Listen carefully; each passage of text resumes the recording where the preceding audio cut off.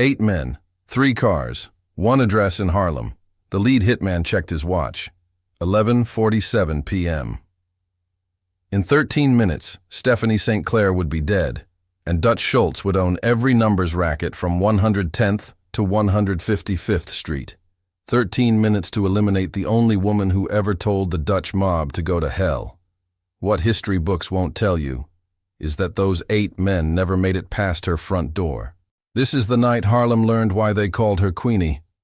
But to understand that night, you need to understand how a woman from the Caribbean became the most feared criminal mind in New York City. This is the story of an empire built on pennies, defended with bullets, and sealed with a curse that reached beyond the grave. 1912. A boat from Martinique docked at Ellis Island. Among the crowd of immigrants clutching cardboard suitcases and dreams wrapped in newspaper, walked a 15-year-old girl who would one day make millionaires kneel. Her name was Stephanie St. Clair. She spoke 3 languages: French, English, Spanish. She could do arithmetic faster than a bank teller and read people faster than a fortune teller. But in America, none of that mattered. She was black. She was foreign. She was a woman. The city gave her 2 choices: scrub floors or disappear. She chose a third option. She chose to build. By 1920, Harlem was exploding. The Great Migration had turned it into a city within a city.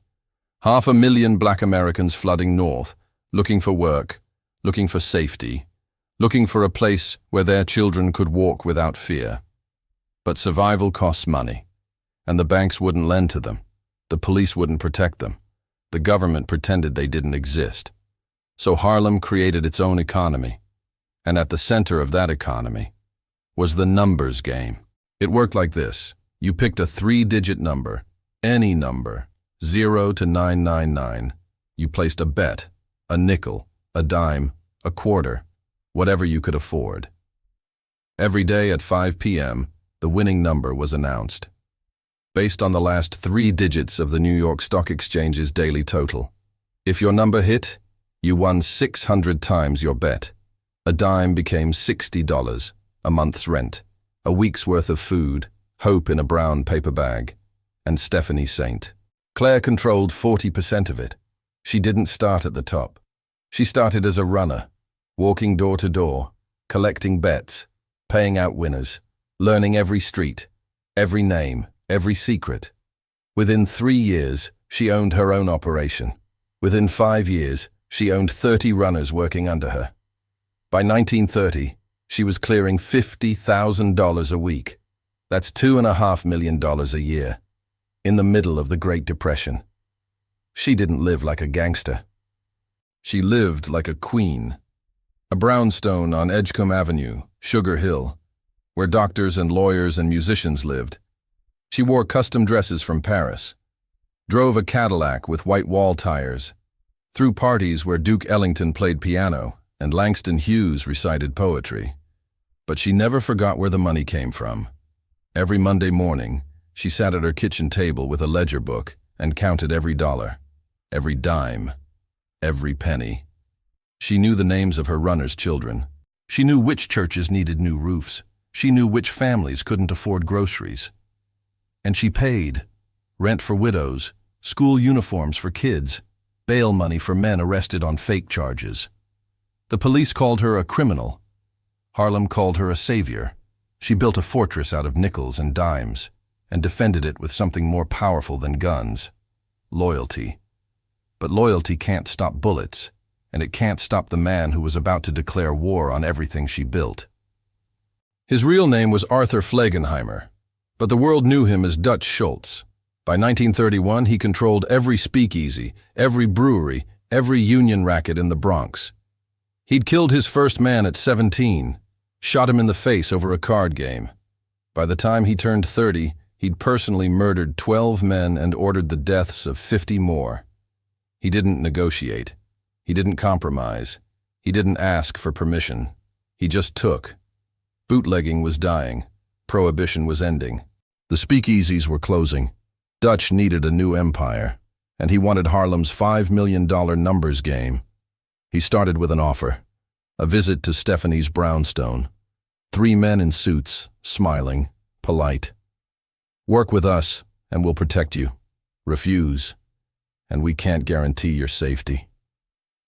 Stephanie looked at them like they were cockroaches on her dining room table. She said 4 words: "Get out of Harlem." The men left. But Dutch didn't forget. The pressure started slow. Runners getting jumped, money stolen, witnesses too scared to talk. Stephanie fought back. She hired her own muscle, men from the docks, ex-boxers, soldiers who'd come back from World War I with nothing but scars and rage. She armed them with shotguns and Tommy guns. She paid them triple what Dutch's men made. For 6 months, it was a stalemate. But Dutch had something Stephanie didn't. He had the police. Captain Samuel Battle, Harlem's first black police captain. A man who was supposed to protect the community. Stephanie had been paying him $500 a week, for years, protection money, to look the other way, to warn her when raids were coming. But Dutch offered him $2,000, cash, every week. No questions asked. Battle took the money. And on a Thursday night in October of 1931, he sold her out. The raid happened at midnight. 20 cops, sledgehammers, shotguns. They didn't knock. They just smashed through her door like she was a bootlegger hiding barrels of whiskey. Stephanie was at her kitchen table, counting money, alone. They arrested her on 87 counts of illegal gambling, dragged her down 3 flights of stairs, threw her into a police wagon like a sack of garbage. At the precinct, they didn't process her. They took her to a back room, no windows, no witnesses, and they beat her, not to get information, not to make her talk. They beat her to break her spirit, a nightstick to the ribs, 4 times, hard enough to crack bone, a fist to her jaw. She spat out a tooth on the concrete floor. Captain Battle stood in the doorway, watching, smoking a cigarette. She looked at him through swollen eyes and said 6 words that would become legend. "You just signed your own warrant." They held her for 72 hours. No lawyer, no phone call, just a cell that smelled like piss and bleach. When they finally let her out, she walked into the sunlight with a bruised face and a smile that could cut glass. Because while she was in that cell, she'd been thinking. Dutch wanted a war. He thought he could scare her, thought he could buy the police and break her spine and she'd just disappear. He didn't understand something fundamental about Stephanie St. Clair. She didn't build her empire by being nice. She built it by being smarter, colder, and more patient than anyone who ever underestimated her. Dutch wanted a war. She was about to give him a massacre. The year was 1931. Prohibition was dying, but the numbers game was exploding. $5 million a year flowing through Harlem's streets, and Stephanie St. Clair controlled 40% of it. Dutch Schultz didn't ask permission. He took what he wanted. He'd buried 23 men who said no to his protection rackets. Bootleggers, union bosses, rival gangsters. All of them made the same mistake. They thought their reputation could save them. But Stephanie wasn't a gangster. She was a chess master playing against men who barely understood checkers. When Dutch sent his first warning, a severed finger with her address written on the tag, she sent back a newspaper clipping, his own mugshot, with a note written in red ink. "I know where your mother lives, Arthur." Nobody called Dutch Schultz by his real name. Nobody knew where his mother lived.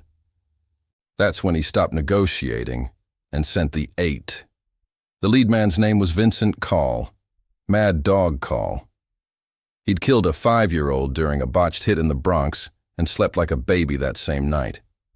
Dutch paid him $5,000, cash, up front. The other 7 were muscle, Italians from the Bronx, ex-boxers, dock workers, men whose knuckles had more scars than a butcher's block. They didn't need to be smart. They just needed to walk through a door and empty their guns. 3 cars, no lights. They parked 2 blocks away from her brownstone on 409 Edgecombe Avenue, the kind of building where jazz leaked from the windows and everyone minded their business. Call gave the signal. Slow walk. hands in pockets. 8 men who looked like death wearing fedoras. What they didn't know was that Stephanie St. Clair had been watching them since they crossed 145th Street. She stood at her window, second floor, smoking a cigarette, not moving, just watching. Her lieutenant, a man they called Ellsworth, stood behind her. Tall, quiet, the kind of man whose silence was louder than most people's screams. He'd grow up to be Bumpy Johnson, but that night he was just a 24-year-old kid holding a Tommy gun like it was a rosary. 8 of them, Queenie, Ellsworth whispered. We got 4. She didn't turn around, just took another drag. The ember glowed red in the darkness. Mathematics, Ellsworth. They sent 8 because they think I'm 1, but I'm not 1. I'm Harlem. She crushed the cigarette in a crystal ashtray. Chanel No. 5 and gunpowder. That's what the room smelled like. Let them knock. The knock came at 11:58 p.m. Polite, almost friendly, like a salesman selling death by the pound. Stephanie didn't answer. She let them knock again. Then again. Let them think she was scared. Let them think they had time. Call tried the doorknob. Locked. He nodded to one of the Italians, a man built like a refrigerator. The man stepped back and kicked. The door exploded inward. They rushed in, guns drawn. 8 men flooding into a dark hallway that smelled like jasmine and old wood. That's when the lights went out. Not just in the hallway, in the entire block. 409 Edgecombe Avenue, 411, 413. Darkness swallowed them whole. And then the music started. A phonograph, upstairs, Louis Armstrong. St. James Infirmary Blues. The song about a man visiting a morgue to see his lover's corpse, playing loud enough to drown out every other sound. Call realized it 1 second too late. They weren't there to kill Stephanie St. Clair. They were there to die. The first shot came from the staircase, muzzle flash, a scream.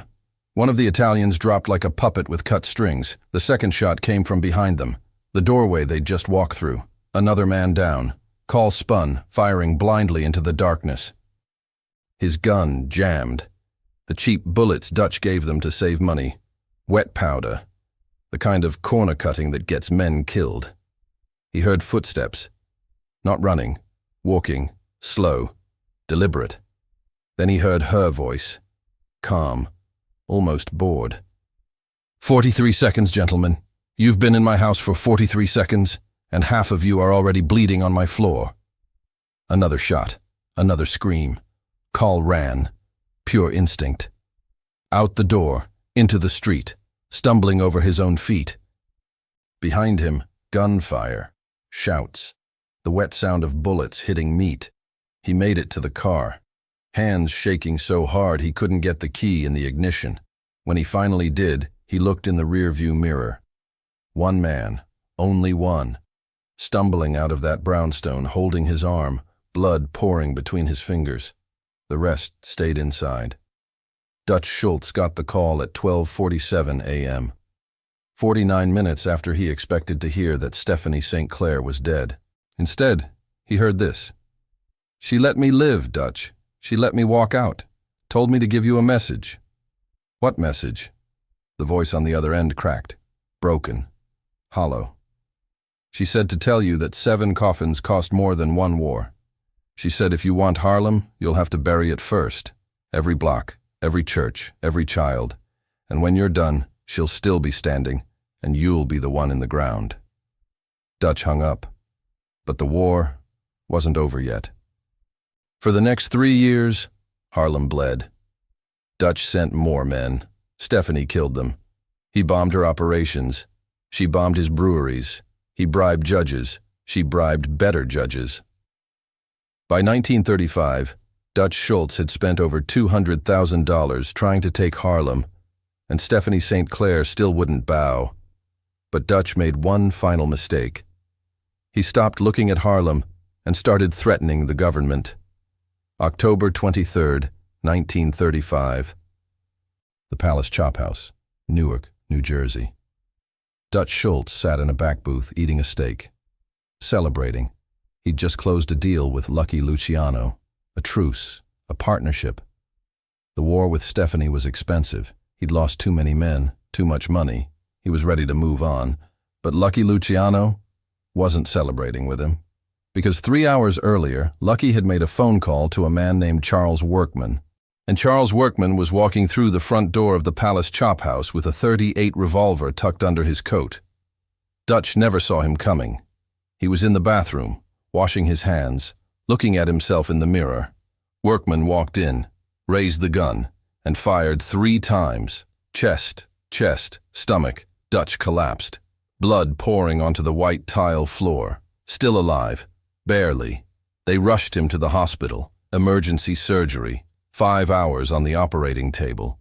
He survived, but his brain was dying. For 22 hours, Dutch Schultz lay in that hospital bed, delirious, mumbling nonsense. The police stood around him with notepads, hoping he'd confess to something. Anything. But he didn't confess. He just raved.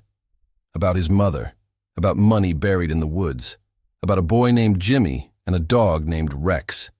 And then, at 3 p.m.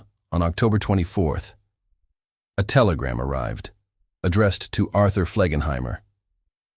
Room 407, Newark City Hospital. The nurse opened it, read it. Her face went white. She handed it to the detective standing by the bed. It had no return address, just 10 words, typed on a Western Union form. As ye sow, so shall ye reap. Sleep well, Arthur. It was signed, Queenie. Dutch Schultz died 17 minutes later. His last words, according to the police report, were, "Mother is the best bet. Don't let Satan draw you too fast." Nobody knew what that meant. But in Harlem, everybody knew what that telegram meant. Stephanie St. Clair had outlived him, outlasted him, and in his final moments on earth, she made sure he knew it. The Harlem Gazette ran the story on the front page. Racketeer Dutch Schultz dies of gunshot wounds. There was no mention of the woman who cursed him, no mention of the war regarding the numbers game. Because by then, Stephanie had already won. She retired. She faded into the shadows. She lived quietly in her castle on Edgecombe Avenue until 1969. She died at 72 years old, still rich, still free, still the queen. But the old-timers in Harlem, they still talk about that Saturday night in 1931, the night after the siege, when Stephanie St. Clair walked into the Cotton Club wearing a red dress and a smile that could cut glass. When she passed an empty table reserved for the mob, she didn't say a word. She just placed a single white lily on the champagne bucket. In Harlem, white lilies mean only one thing. You're already dead. You just don't know it yet. Secrets built Harlem. Blood protects it. If you want us to dig up the next grave, hit that like button. Subscribe. Because next week, we're telling you about the one mistake Lucky Luciano made that almost got him killed by a woman half his size. The legend never dies. It just waits for someone brave enough to listen.